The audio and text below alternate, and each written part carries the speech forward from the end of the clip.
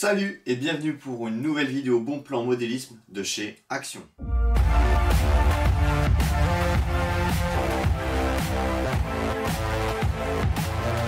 C'est parti pour le nouvel article, donc c'est des feuilles palettes. Il y en a 50 à l'intérieur, ils font 21 sur 30, donc c'est relativement grand.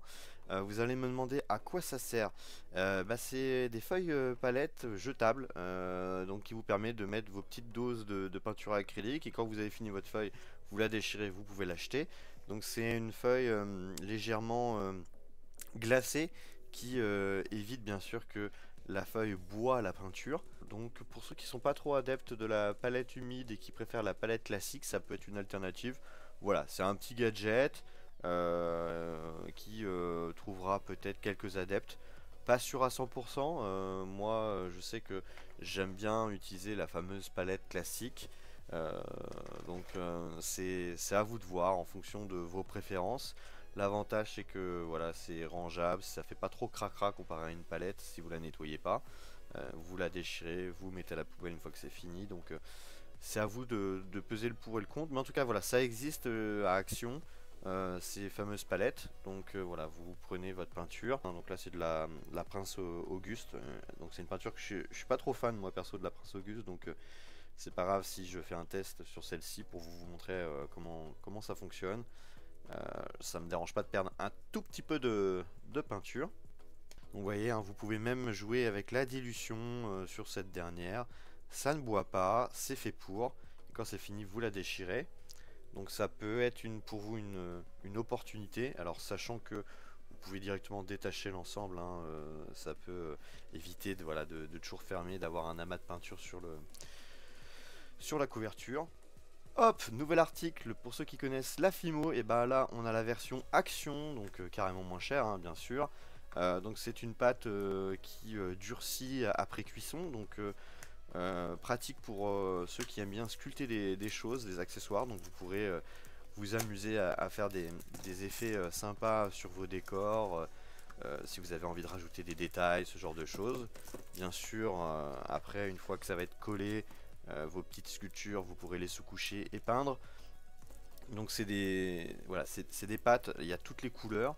Honnêtement, on s'en fiche, hein, pour nous, ça va être plus dans l'optique de créer des petits accessoires, des choses pour ceux qui veulent s'entraîner à de la petite sculpture, on va dire, entre guillemets. Comment ça s'utilise au niveau de la cuisson à 120 degrés, 10-15 minutes. Moi j'ai tendance à dire que 15 minutes ça fait beaucoup. Surveillez quand même votre pâte, faites un test à blanc avant de faire une magnifique sculpture et que vous maîtrisez pas la cuisson au niveau de votre four. Mais voilà, c'est des pâtes, il faut les malaxer pour les rendre vraiment souples et agréables. Et une fois que vous avez envie de la figer complètement, bah voilà, vous respectez le temps de cuisson qui a été indiqué.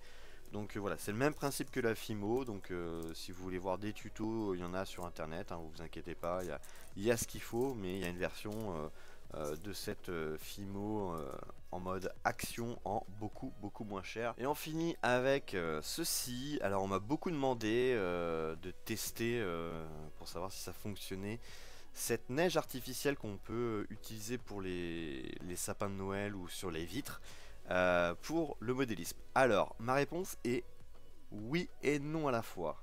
C'est une réponse typiquement de Normand comme je suis, c'est-à-dire que ça fait un chouette résultat. Donc là il n'y a pas photo, vous voyez, j'ai fait ça sur un arbre, donc c'est très joli, mais le bémol c'est que c'est un peu fragile. Alors j'ai dû mettre 2 passages de vernis mat de chez Action, hein, ce fameux vernis que j'ai déjà présenté et qui fonctionne très bien et j'aime beaucoup. Ça permet après un séchage complet d'une vingtaine de minutes, de le fixer un peu plus, mais voilà, ça perd un petit peu de neige. Il y en a un petit peu qui tombe très légèrement, donc ça reste quand même relativement fragile, voilà. Mais c'est parce que on le manipule. Si on le bouge légèrement, ça tient quand même. De toute façon, même le flocage, ça tient pas dans le temps. Après multiples utilisations, ça se dégarnit quand même un petit peu. Donc, j'aurais tendance à vous le conseiller clairement si vous voulez faire des effets neige pour pas trop cher sur des arbres qui ont pas dans l'optique d'être manipulés toutes les 2 secondes. Par contre, si c'est vraiment genre pour une asso, pour quelque chose qui va être manipulé beaucoup de fois, je suis sceptique. Donc, à vous de faire votre propre avis sur le sujet. En tout cas, il est impératif que ça, c'est indispensable. La combinaison des deux est pour moi indispensable. 2 passages sur votre arbre de vernis mat. Sinon, ça sera une catastrophe. En termes de fixation, ça tiendra 2 fois moins bien. Donc ça, c'est mon avis personnel. Ça fait le job. Vous voyez, hein, ça fait un rendu qui est pas dégueulasse. Ça fait vraiment joli, je trouve.